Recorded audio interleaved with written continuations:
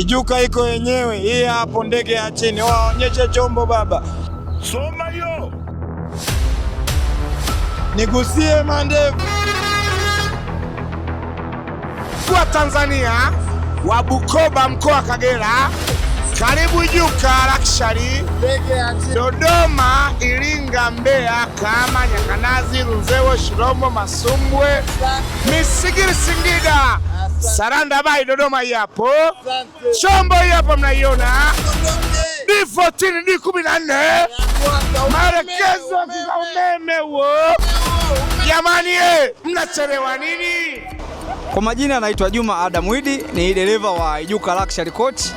Naendesha basi T691 EPF inayofanya safari zake Bukoba kuelekea Iringa na Iringa kuelekea Bukoba kila siku. Hivyo na waomba wa Tanzania na wana Bukoba wote tusafiri na Ijuka Luxury Coach, ni usafiri ulio bora na salama. Hello, kwa majina naitwa Kesia Edward, ni mhudumu wa basi la Ijuka Luxury Coach. Karibuni sana kwenye safari zetu za kila siku kuanzia Iringa Bukoba, Bukoba Iringa, Mwanza Mbeya. Safari zetu za kila siku. Ndani ya basi letu kuna huduma zifuatazo. Ukiingia ndani ya basi letu utakutana na huduma zifuatazo. Kuna free wifi, vinywaji vya baridi na vya moto, utaangalia TV. Ndani ya basi letu kuna kingamuzi cha Azam TV. Karibuni sana Ijuka Luxury Coach, msafiri nasi kwa safari zetu za kila siku. Majina naitwa Gratiana Nestori, ni abiria. Ni mara yangu ya kwanza kusafiri na Ijuka.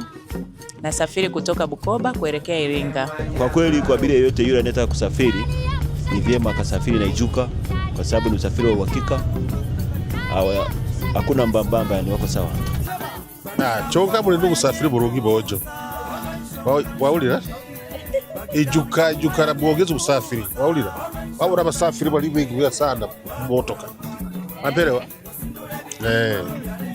Kabisa. Mnyegere waitu. Mnyegere mno, sawa?